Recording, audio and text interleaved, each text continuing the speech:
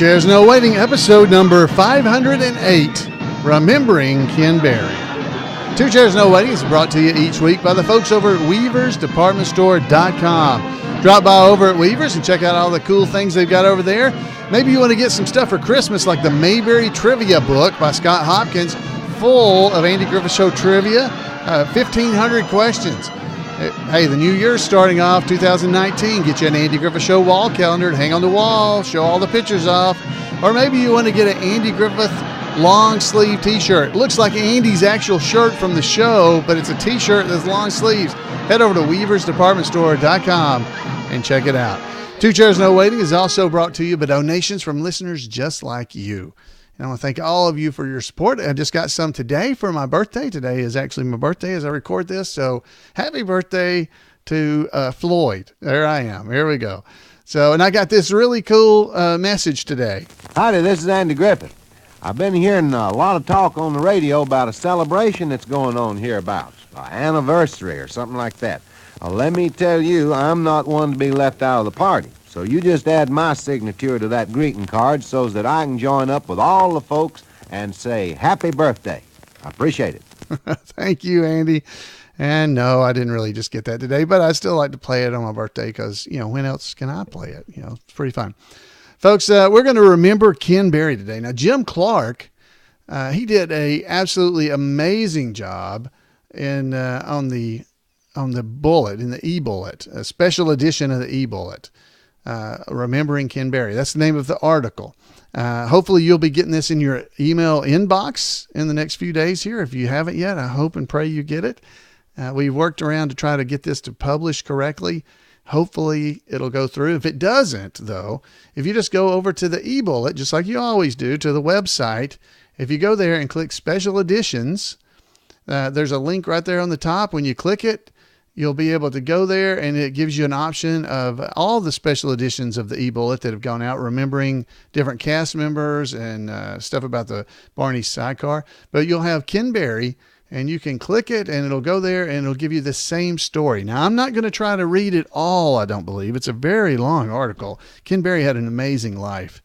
And some of you may not know a lot about him, because he was on the Andy Griffith Show, but it was at the very end of Andy's time on the Andy Griffith Show in the color episodes as well. And then he was, of course, Mayberry RFD's main sane person. I guess that's the best way to put that. Andy was kind of the gluing force, the sane guy on the Andy Griffith Show with all these characters around him, the straight man. And Ken Berry did that on the Andy Griffith Show. He was kind of the straight man of the show. So he was that person for Mayberry RFD, I should say. And definitely something, if you haven't seen Mayberry RFD, if you get a chance, you ought to go and see it, because it does still come on some of the like rural TV and some of the Me TV. Some of those sometimes show those episodes. So I definitely want to encourage you. So we're going to get a little background music because I'm going to be doing a lot of reading. Now, this is reading, and you can go and read along with me, or you can go and read this yourself, because Jim Clark did a great job. Now, I will say that it's a note right up front that this memories about Ken, who passed away at age 85 in Burbank, California on December the 1st, 2018, was largely adapted from a interview and profile that the Andy Griffith Show Rerun Watchers Club published in the March 1999 edition of the eBullet, or the Bullet, which was our longtime newsletter that Jim Clark put together. Now, there are some updates and modifications, but this is basically from that story. So it's definitely something you'll want to go and check out. Definitely read for yourself, because I'm going to give you a lot of details, but we're going to be remembering Ken Berry from this is written by Jim Clark. Okay. So let's go through this. It's long, so I hope you're going to enjoy it. So Ken Berry was already 5/8 of the way to Mayberry when he was born in Milan, Illinois on November the 3rd, 1933. Kenneth Ronald Berry was the second child, joining sister Donna Ray of Bernice and Eugene Darrell Berry, who at the time of Ken's birth, he was an accountant for John Deere Company. His dad was. Ken knew sooner than many, I should say, what he wanted to do when he grew up. He has this to say: when I was about 13, they held a carnival in the little auditorium of the Willard Grade School. My parents had gone there to school as well. He recalled this back in January of 1999. At the carnival, people displayed hobbies and, like Indian arrowhead collections. Part of the entertainment was a group with Maureen Bennett, who had a dance school in Rock Island, Illinois. The dancers were just about my age at the time. It just knocked me out. I ran home and I took my mother by the hand and I said, "This is it. This is what I want to do." We walked back over and watched the second show, and my parents, who had previously paid for guitar lessons and piano lessons for me, got excited about it. My dad even got into the booking variety shows. He got into that where he would hire other acts. My parents were having as good a time as I was, and they were always very supportive. I will always be grateful to them for the childhood that they gave me. Ken continued reminiscing that Fred Astaire was my big hero, and Gene Kelly articulated it like this. He said, "He's a phenomenon. No human body has ever been able to move like that." I don't think people really know or really appreciate that fact, that there's never been a human being who moved like that. I've never seen anything like it in my life, and I don't think any of us ever will. I just know enough about dance to know how impossible it is to do what he did. It's a really sweat job. It's a lot of hard work. When it comes to dance, nobody has ever touched him before or since. Ken added, Gene Kelly was dynamite too. I'm just as enthused about seeing a Gene Kelly movie as I am a Fred Astaire movie. And I love Donald O'Connor. He was fun to watch. I love the other guys like Dan Daly, and Gene Nelson was terrific. Ray Bolger was fun to watch. I was hoping to be a motion picture star, of course, but even if I didn't ever reach the status of Fred Astaire, just to be in a motion picture musical and have a featured number was all I dreamed about. It was my one big ambition.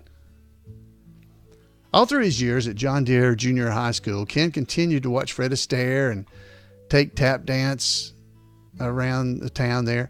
I lived there until I was 15, he said. And then I got my first real job in show business with Horace Hyde in 1949, Ken recalled. It was an honor for a young 10th grader to be selected to join the Horace Hyde Youth Opportunity Program, and Ken was one of the lucky 30 or so kids in 1949. He toured big and small towns all across the nation, including California, with Horace Hyde. Under the aegis of the Air Force, the troupe eventually entertained in Ireland, England, France, Germany, Austria, and North Africa during the next 15 months. Quote, we did all one-nighters, is what Ken said. When I got the job, it took me away from home, and that must have been very hard for my parents, Ken remembered. But they were very supportive, and it was really a thrilling experience for me. After the Horace Hyde show, I came back and I finished high school in Milan, and I moved. I used to drive up to Chicago once a week and take voice lessons and tap lessons at the same school. But that didn't last very long. After graduation, I went back out to California to look for work, and I didn't get much at all. But working at night, Ken took advantage of opportunity to study dance with Louis Dupron, Donald O'Connor's choreographer, and Al White. And as it turned out, somebody did indeed have some work for Ken, Uncle Sam. Ken was drafted for a 2-year hitch in the Army not long after he arrived in California. Ken was inducted at Fort Leonard Wood in Missouri and then progressed through training at Camp Chaffee in Arkansas, and then Fort Jackson in South Carolina, before finally landing at Fort Bragg in North Carolina. I was in the artillery unit, the artillery unit, Ken said. He said it much better than I just did. And he said, I kept trying to get into special services, but nobody seemed to believe his story that he had been a professional working entertainer. Nobody believed him. Then one day, after a particularly grueling experience of military training in the mud, the unit's sergeant announced, "Oh, by the way, they're having a talent contest over at the main post tonight. The winner gets to go to New York and do Arlene Francis's Soldier Parade show," Ken recalled. So I went into the barracks. I'd always kept my tap shoes with me and my ukulele. I went into the latrine, actually, and knocked out a quick number, doing a lot of spectacular tap stuff. Well, the most spectacular tap stuff that I knew how to do, and a floor trick, kind of a aerobic trick at the end, and I won. After that, Ken continued, I got invited to join special services in Atlanta. That was my home base for the last year I was in the Army. We toured from there, all the Third Army shows in the southern states, and some civilian shows. During that time, I also got into the All-Army Talent Contest. I was just one of many winners, but I got on the Ed Sullivan Show, also known as Toast of the Town. When his hitch was up in 1955, Ken was looking for the logical next move. Quote, my sergeant in Atlanta was Leonard Nimoy from Star Trek, Spock. Leonard said, you really ought to contact some of the people on the coast since you're going back out there. He set it up, and I got a screen test. I didn't get the job, but I did get out to California. The film was Francis in the Haunted House, and at the last minute, Mickey Rooney got the job and essentially succeeding Donald O'Connor in what turned out to be the last of the Francis the Talking Mules films. That's what it was he was trying out for.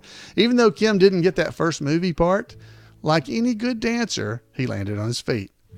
In 1957, I enrolled in a school, Falcon Studios, on the GI Bill to study acting for as long as I could afford to do it, Ken remembered. Then a friend of mine from the All-Army contest was going out to Las Vegas with Abbott and Costello. They needed another guy and paid a lot more than the GI Bill. I worked in sketches and I opened the show at the Riviera Hotel with song and dance. It was exactly at that time, Ken reflects, that it occurred to me that it was getting too late for me to realize the one dream I ever had, and that was to be a song and dance man in motion picture musicals. They were on their way out. I said to myself, I'm not going to be able to make a living doing that. Okay, I thought, so I'll just proceed with what I'm doing and try to get jobs at nightclubs. It never occurred to me to say anything else other than, okay, I'll be a nightclub star. I'll just go ahead and be a headliner at nightclubs, though it was really disappointing. He continued, before we opened, though, somebody invited me to come along and see the Will Maston Trio with Sammy Davis Jr. He was just pure spectacular talent. I'd never seen anything like that in my life, and unfortunately, that was the first nightclub act I'd ever seen. I thought, that's what you had to do in order to get a nightclub star, so I quit. I said, I give up. I can't do that. I wish I'd gone to see some other just plain singers, Ken laughed. So, Ken continued, I went back to the coast and I thought, well, I'm just going to have to scratch out that living as an actor. That's what I'm going to have to do. I'm just going to have to scratch out a living as an actor. And if I can't do that, then, I'll just have to find something else. Luckily, I started to get work. I got this little job at a cabaret theater. It was $11 a week. Then they asked us to take a salary cut to $7. But from that job, I got every other job I've ever had in my life. One way or the other, They all just rolled up into a ball, and that's how I got started to work. I entered the Arthur Godfrey Talent Scouts show, and I won that. And then I got a week's worth of work from Arthur Godfrey, and then 6 more weeks during the year. And I started working as a day player, and I figured, well, this is fine. I'm making it. Around that time, writer Meredith Willson arranged for me to do an audition in New York. I didn't get the part, but it gave me an inroad. I made some contacts there.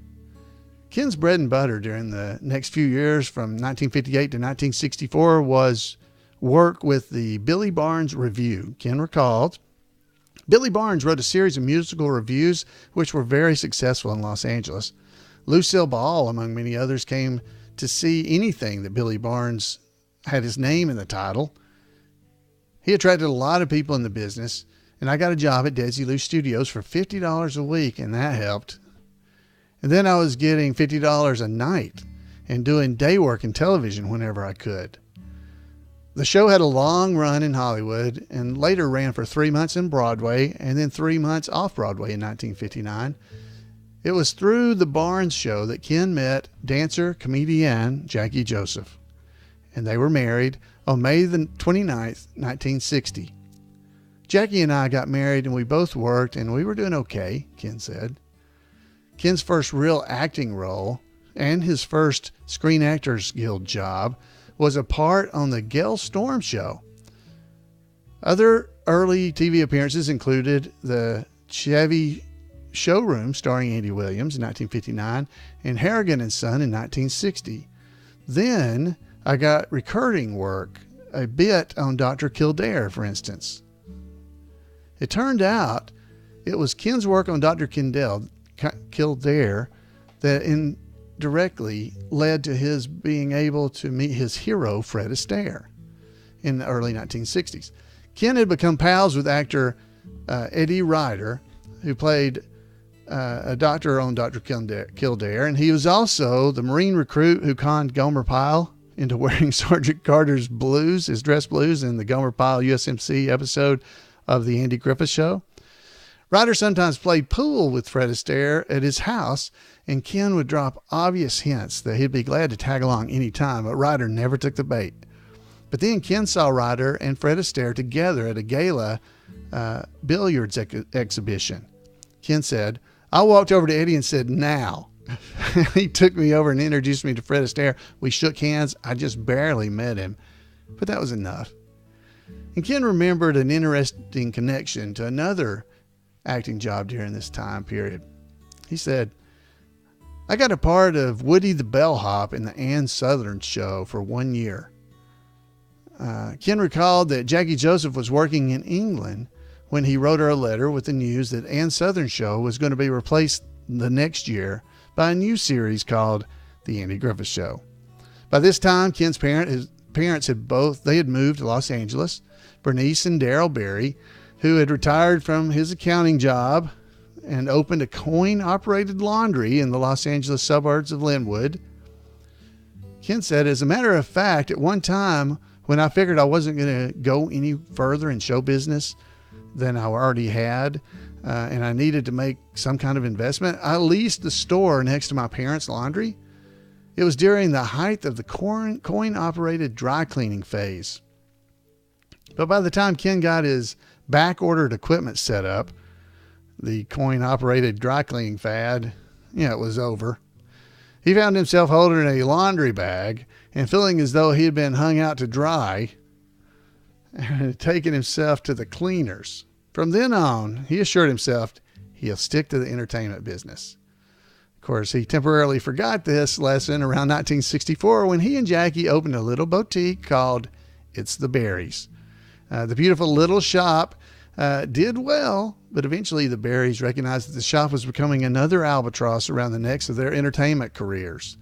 Some of Ken's TV shows during this period included Michael Shane, The Gary Moore Show, which Ken considers his first true guest starring role, Mrs. G Goes to College, and Father of the Bride in 1961. Ken also appeared in an episode of Hennessy. Also, Ken and Jackie both performed in several installments of the Bob Newhart Show. a variety show in 1962. Ken likewise was featured on 2 episodes of the Dick Van Dyke Show as a psychiatrist. Tony Daniels, that was in 1964. Other TV shows that year were The Rogues, The Hazel, Combat, and the first 2 of several episodes of No Time for Sergeants, ironically scheduled opposite of the Andy Griffith Show. The year 1964 was a special one for the Berry family. On the home front, they adopted their son, John Kenneth, who was born in May of that year. They also adopted a daughter, Jennifer Kate, Jenny, following her birth in April of 1965. As far as his career, Ken said that one 1964 show in particular sticks out in mind. He says, "I was working with George Burns and Connie Stevens on a show called Wendy and Me, in an episode called Wendy's Secret Wedding, directed by Andy Griffith Show alum Gene Reynolds, and also starring Jonathan Hole, the Mayberry mortician, the TV repairman, Orville Monroe. Anyway, they went to bat for me at the studio. Warner Brothers was doing a bunch of pilots, and that led to a screen test for F Troop. Soon the trumpet was sounding reveille for a new role. Ken played the hilarious, bumbling Captain William Parmeter, the courageous leader of the goofball F Troops troop, for 2 seasons in 1965, or 65 episodes on ABC. It seems like a lot longer because people have seen so many reruns, Ken recalled. Today, F Troop is still the show out of all that Ken's done that most people ask him about. When that was over, I was disappointed in what my agent was sending me out on, recalled Ken, who wasn't quite ready to perform the kind of taps with his career. I said, I think what I need is a manager. So Jackie contacted the man who was the head of the West Coast Personal Managers Association, and it was Dick Link. Dick saw me on Carol Burnett's special, Carol and Company, and signed me. When I met him, I was really amazed that Dick was interested in representing me. Jackie had called him just because he was the president of the Personal Managers Association. He was the most powerful manager in the business. He got anything that he wanted. Dick Link knew special talents, and people, when he saw them, he knew who they were. Some of the TV shows Ken appeared on right away were The Danny Thomas Hour and You Don't Say in 1967, plus a feature role on The Lucy Show in 1968.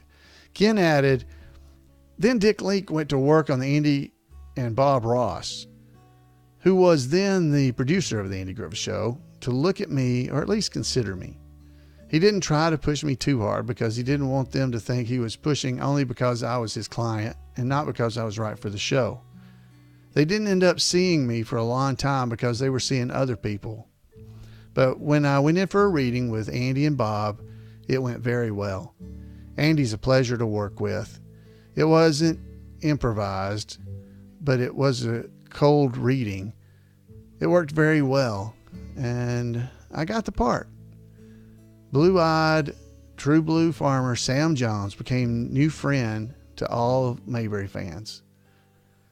Ken continued, when Andy had decided to leave, he and Bob had developed a pilot using Mayberry, as many of the characters from the town as they could, but also introducing, in addition to my character, this Italian family that we saw in the last episode the Andy Griffith Show aired, which was called Mayberry RFD.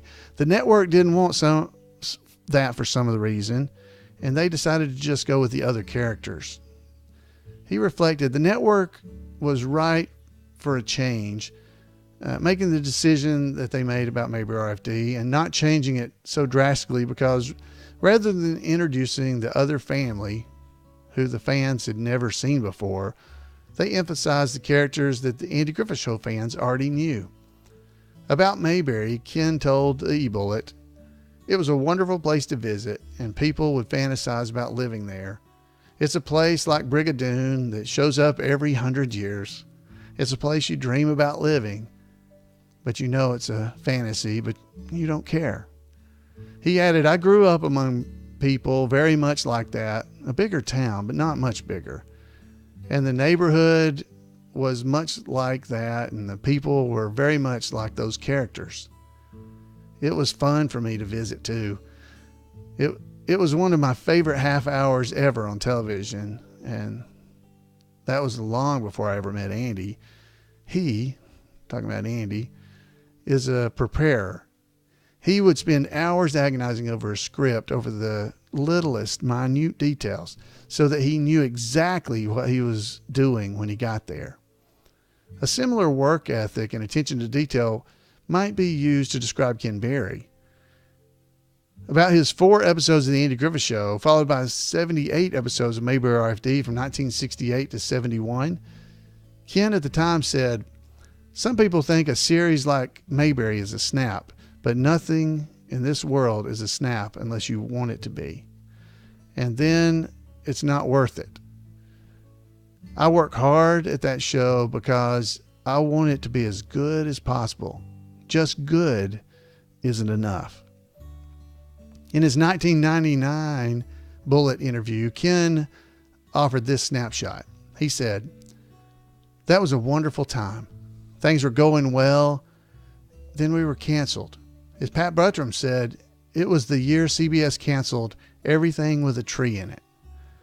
That was one of the great disappointments of my life. I just thought, I'm going to hang it up. It just made me so disappointed."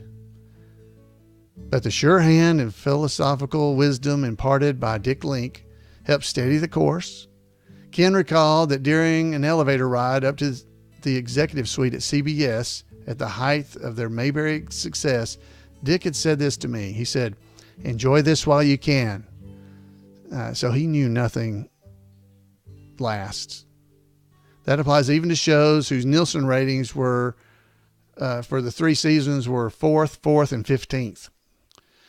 Although Ken again landed on his feet after Mayberry, he had a feeling that he was taking the stairway back down a few floors. He said, "I still worked, but I couldn't work enough to support our lifestyle, so I went on the road. It was still, a sellable commodity, but I couldn't make enough." About his work on the road, doing summer stock and winter stock, Ken frankly observed, "That was the kiss of death. You just disappeared from television." Well, that would not be considered entirely so by most entertainers' standards. However, after his 2 hit series during 7 years, Ken's point about his relative amount of work is well taken. Nonetheless, he did continue to make guest appearances on a variety of mostly variety shows, including the Glenn Campbell Good Time Hour, Jim Neighbors Hour, and 19 episodes of the Carol Burnett Show. Here's what Carol Burnett told the Hollywood Reporter after Ken's death. Quote, "He was a phenomenal song and dance man. He was funny. He was sexy. He was a whole ball of wax. I first saw him in 1960 when he was doing the Billy Barnes Review.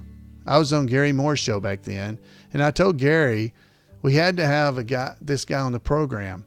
So Gary flew Ken in from L.A., and then a year before I got my CBS show in 1967, I did a special, Carol and Company, and my guests were Rock Hudson, Frank Gorshin, and Ken Berry. On my TV show, he became one of my favorite guests. We had him on 19 or 20 times.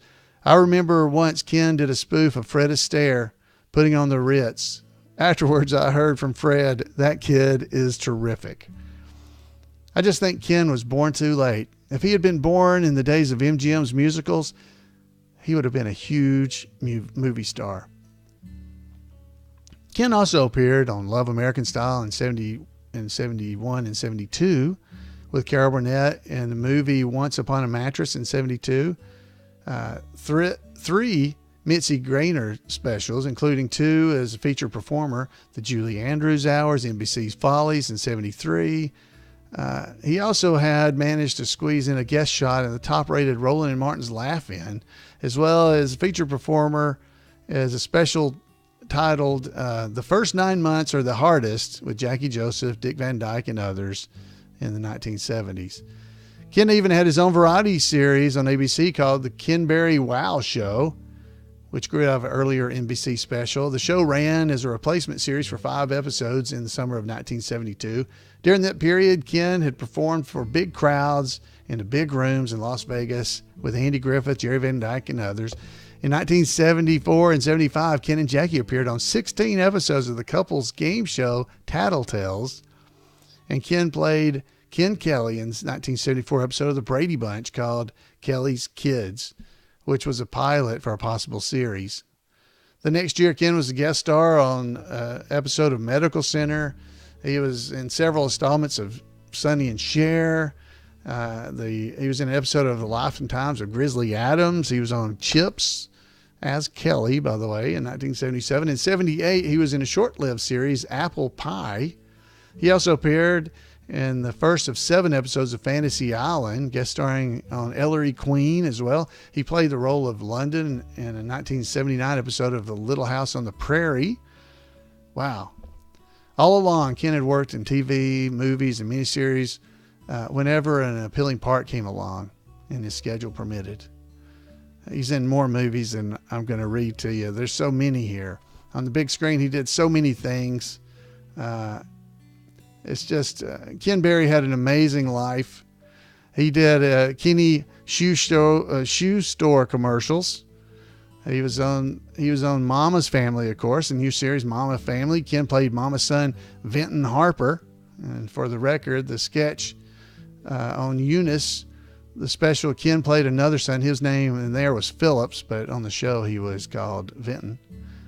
And that was on television as well. They were eventually canceled, that then went into syndication and ran from 1986 to 1990, his Mama's Family. Ken had an amazing life.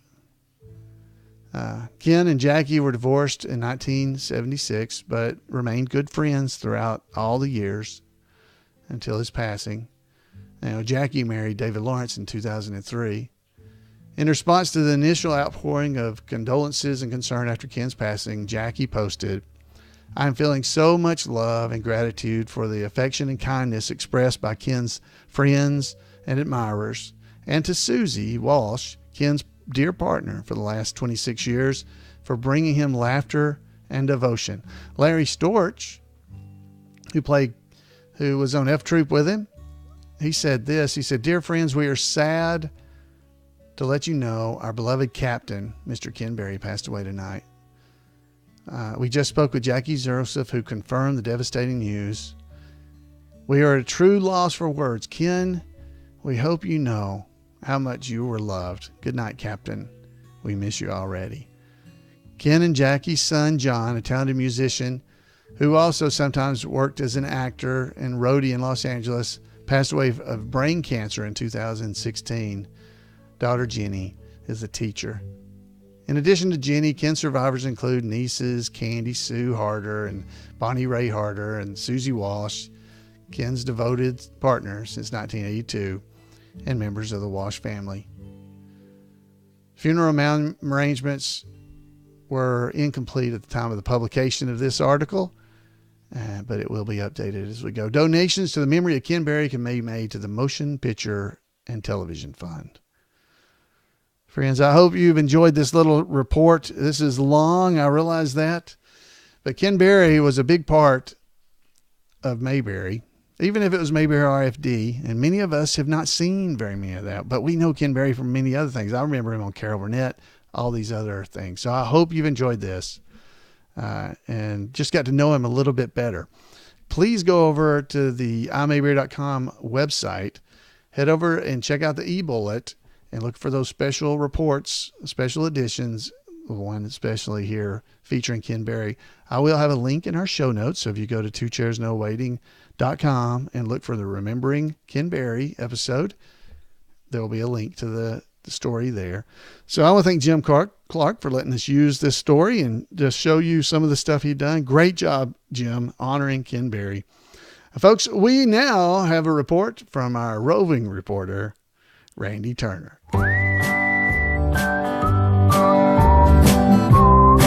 Welcome to This Week in Mayberry History, a report by Special Correspondent Randy Turner of the Gomer and Cooper Pyle Comic Book Literary Guild of the Mayberry Historical Society. Alvy Moore was born on December the 5th, 1921 in Vincennes, Indiana. His grocer father relocated the family to nearby Terre Haute when Alvy was young. He graduated from high school in 1941 as president of his class and started college that fall, studying drama at the Indiana Teachers College, the school that is now Indiana State University. Alvy's college education was interrupted by World War II. He enlisted and saw active combat, including in the Battle of Iwo Jima. After his military service, Alvy returned home to his family, who had again relocated, now to Evansville, Indiana. He worked in the grocery business himself, while continuing his college education through night courses at Evansville College. He began acting in summer stock productions across the country and eventually decided to move to California. He began studying at the Pasadena Playhouse in 1948, where he met his future wife, who was also originally from Indiana. They married in 1950. Alvy was later to take over the role of Ensign Pulliver in the Broadway hit show Mr. Roberts opposite Henry Fonda. After the show closed on January the 6th, 1951, Alvy continued the role in a national tour of the production for another year and a half. He found time that year to film his screen debut, a small uncredited part in the war film Okinawa, released the following year. After 10 more uncredited roles in films, he played Private Stone in the 1953 war film The Glory Brigade. Alvy made his television debut in a 1951 episode of Space Patrol. Alvy continued to work as a character actor in movies. He played small and credited roles in films such as The War of the Worlds, Gentlemen Prefer Blondes, There's No Business Like Show Business, and even played Pigeon, one of the motorcycle members of Marlon Brando's gang in The Wild One. His biggest break at that point was appearing in 1954's Susan Slept Here with Dick Powell and Debbie Reynolds. That fall, while filming the Annapolis story, Alvy was stricken with polio-like conditions, though he obviously was an adult. He recovered after a couple of months' hospitalization and resumed his acting career. Alvy was soon an even more popular character actor in episodic television, and even played a recurring role in Pete and Gladys. In February 1965, Alvy appeared in an episode of Gomer Pyle USMC. That fall, he began the role for which he is best known, that of the dim-witted county agricultural agent Hank Kimball in Green Acres. Hank would always make a statement and then contradict it, such as when asked how he was, his response was, "Oh, fine." "Well, not fine. I got this back thing." "Well, no, it's more of a hip thing." "Well, it moves around a lot." The scatterbrain character appeared in 140 episodes of Green Acres between 1965 and 1971. Late in the first season, Alvy also filmed a guest appearance for The Andy Griffith Show in the 6th season episode A Baby in the House. He played a door-to-door salesman selling kitchenware, whom Aunt Bee convinced to come into their home to feed a bottle to her niece's baby, who always cried whenever Aunt Bee held her.